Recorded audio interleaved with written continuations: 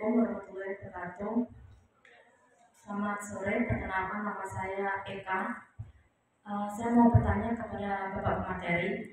Tapi sebelum bertanya, saya ingin menanggapi terlebih dahulu atau menyampaikan perspektif saya dan juga meluruskan. Tadi pertama pemateri bilang kalau orang yang gangguan halusinasi disebut neurosis atau neurologi ya. Tapi mohon maaf, yang benar itu adalah psikosis. Karena kalau psikosis itu gangguan jiwa berat yang sudah berhalusinasi, contohnya schizophrenia. Tapi kalau neurosis itu gangguan jiwa yang belum berat, jadi tidak sampai halusinasi. Terus saya ingin menanggapi juga yang kedua, Bapak. Tadi Bapak bilang bahwasanya membuat filosofi yang berbeda dari yang lain.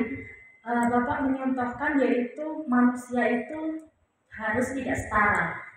Anda menganggap itu justru yang berbeda. Kalau menurut perspektif saya, justru perspektif itu adalah yang umum. Kenapa? Karena patriarki dan juga feodalisme itu sudah ada sejak zaman purba, sudah ada zaman dahulu.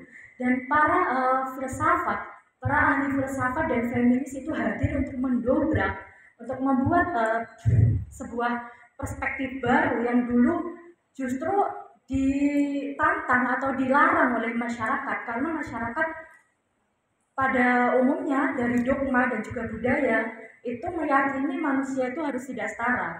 Jadi kalau menurut pendapat saya, mohon maaf saya meluruskan, justru yang Bapak contohkan ini adalah bukan yang gila, bukan yang berbeda, tetapi yang umumnya masyarakat gitu. Terima kasih. Berikutnya saya mau bertanya, kalau yang tadi menanggapi, pertanyaan saya pertama Bapak, untuk menulis gila itu kalau misalnya saya punya ide, ingin menulis genre absurd dalam cerpen itu apakah tepat kalau dalam pandangan Bapak? Kan kalau di puisi itu kan sastra, itu kan ada aliran absurd ya, selain aliran realis atau kritisisme dan sebagainya. Nah, tapi kalau aliran absurd ini dibikin jadi cerpen itu apakah bisa?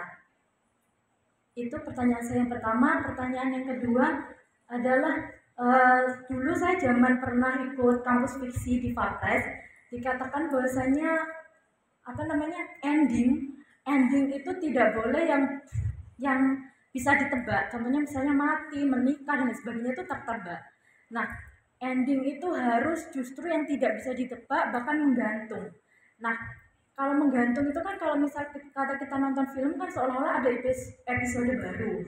Tapi kalau misalnya cerpennya ini nggak ada episode lanjutan, nah menurut Bapak gimana? Kalau menggantung nih, apakah akan menghasilkan sebuah memori yang mendalam pada pembaca atau justru malah membuat penasaran itu tidak terjawab seperti itu? Terima kasih Bapak. Wassalamualaikum warahmatullahi wabarakatuh. Waalaikumsalam warahmatullahi wabarakatuh. Baik, terima kasih. Neurosis, psikosis. Oh, baik, kamu paham banget psikologi. Tiap tahun biasanya ada lomba